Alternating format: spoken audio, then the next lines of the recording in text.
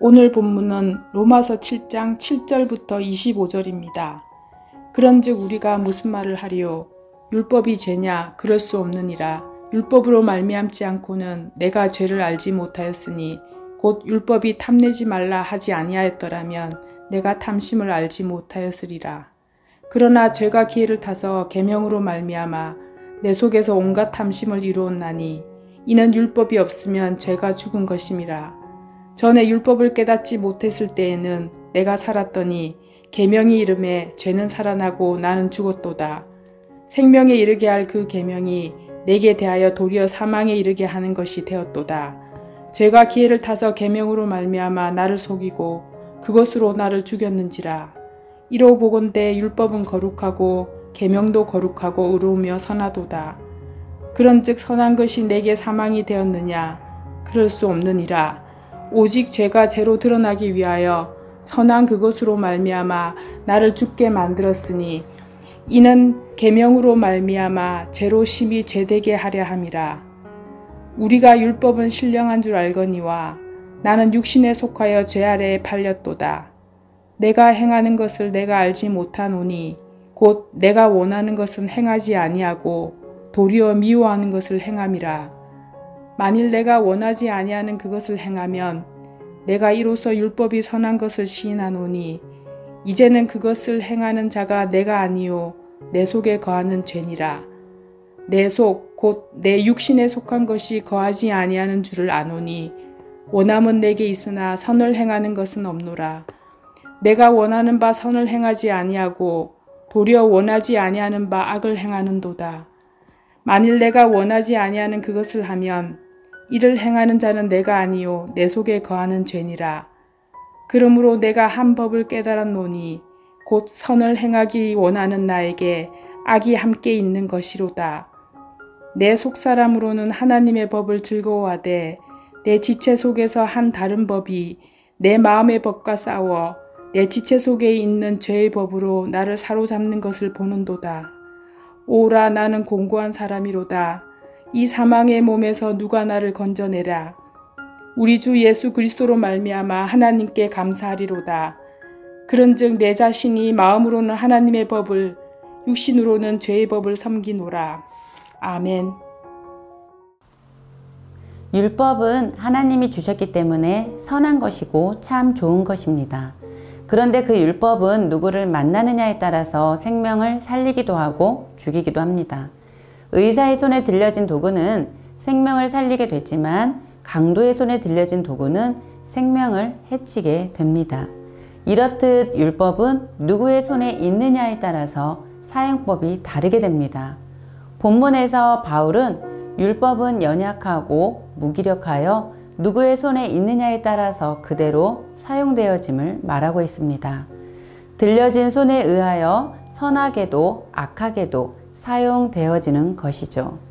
오늘 본문 10절과 11절의 말씀을 보면 생명에 이르게 할 계명이 내게 대하여 도리어 사망에 이르게 하는 것이 되었도다. 죄가 기회를 타서 계명으로 말미암아 나를 속이고 그것으로 나를 죽였는지라. 죄는 율법을 가지고 당시의 유대인들을 죄 아래 속하게 함으로써 죄 가운데서 죽게 만들어 죄의 세력 안에 팔린 사람들처럼 비참하게 만들었습니다. 오늘 본문에서는 율법적이고 유대적인 삶은 바로 절망이라는 것입니다. 그 안에 하나님의 영이 없기 때문이지요. 선하게 살려는 나와 악하게 살게 하는 죄가 내 속에서 싸웠는데 결국은 죄가 이긴 것입니다. 죄가 선하게 살려는 나를 사슬로 묶어서 끌고 감으로 죄 아래 팔려가는 나 자신을 발견하게 되는 것이죠. 왜 이렇게 되었을까요? 죄가 주인이기 때문입니다.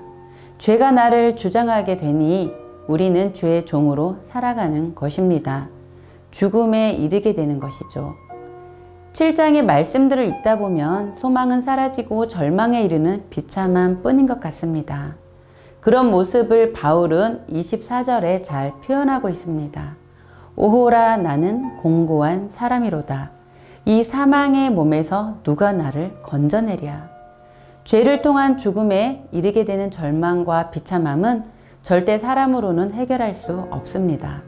우리로서는 도저히 해결할 수 없는 이 문제를 해결하기 위해 예수 그리스도가 오실 수밖에 없으셨음을 바울은 드러냅니다. 그러나 예수 그리스도를 주로 고백하는 그리스도인인 우리가 여전히 율법에 매여 있다면 예수 그리스도가 오셨음에도 우리는 죄 가운데서 살 수밖에 없습니다.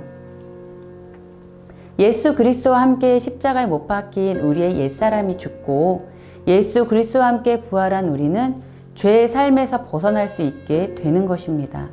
그리고 기억해야 할 것은 이것이 우리에게는 당연한 삶인 것입니다. 이 당연한 삶을 우리는 율법에 매여 벗어나지 못한다면 우리 안에 죄를 깨닫게 하시는 성령님이 있는 삶인지 스스로 물어봐야 할 것입니다. 당시 유대인들 안에는 율법을 지키기 위한 애씀은 있었지만 그 안에 성령이 없기에 결국 죄의 길로 가고 마는 것이었습니다. 율법은 좋은 것이고 우리는 율법을 지킬 수 있음을 하나님은 에스겔서에서 말씀하고 계십니다. 에스겔서 36장 26절에서 27절 말씀입니다. 새 영을 너희 속에 두고 새 마음을 너희에게 주되 너희 육신에서 굳은 마음을 제거하고 부드러운 마음을 줄 것이며 또 내 영을 너희 속에 두어 너희로 내 율례를 행하리니 너희가 내 규례를 지켜 행할지라. 우리 안에 새 영과 새 마음을 주시는 예수 그리스도를 온전히 만나면 율법은 속박이 아니라 기쁨으로 감사로 제대로 지킬 수 있게 됩니다.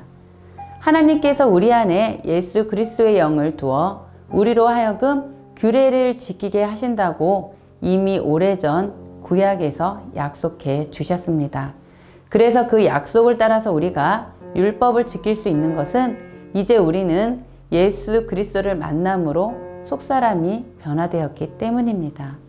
그래서 이제는 예배드림이 기쁘고 봉사하는 것이 마치 나에게는 부담이 아닌 특권으로 여겨지고 말씀을 읽고 배우는 것이 꿀송이처럼 달게 되고 나의 연약함을 드러내 그것을 어떻게 예수 그리스도 안에서 해결받았는지를 나누는 은혜가 있을 것입니다. 11조를 드림이 너무 즐겁고 감사가 되고 내가 더 10의 2조를 드리지 못하는 아쉬움을 갖는 그런 삶이 우리 안에 있었으면 좋겠습니다. 이런 성령의 충만함이 바로 율법을 자발적으로 지킬 수 있는 기쁨인 것입니다. 또한 우리 자신에게 우리는 율법적이지 않아야 하겠습니다.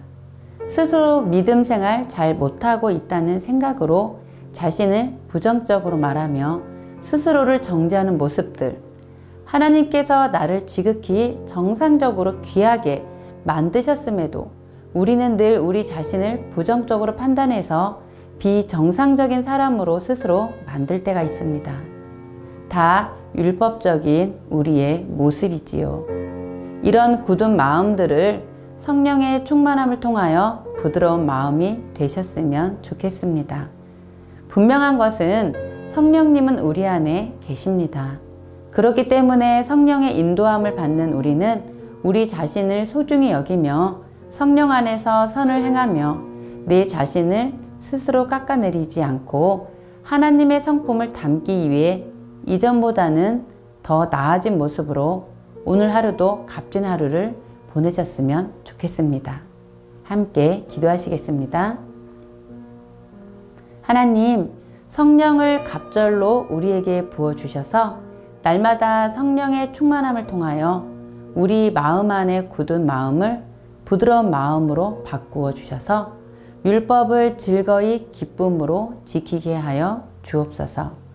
하나님, 우리 자신을 스스로 정죄하지 않도록 성령님이 우리의 마음을 만져주셔서 날마다 예수 그리스도의 성품으로 잘 빚어가게 하여 주옵소서.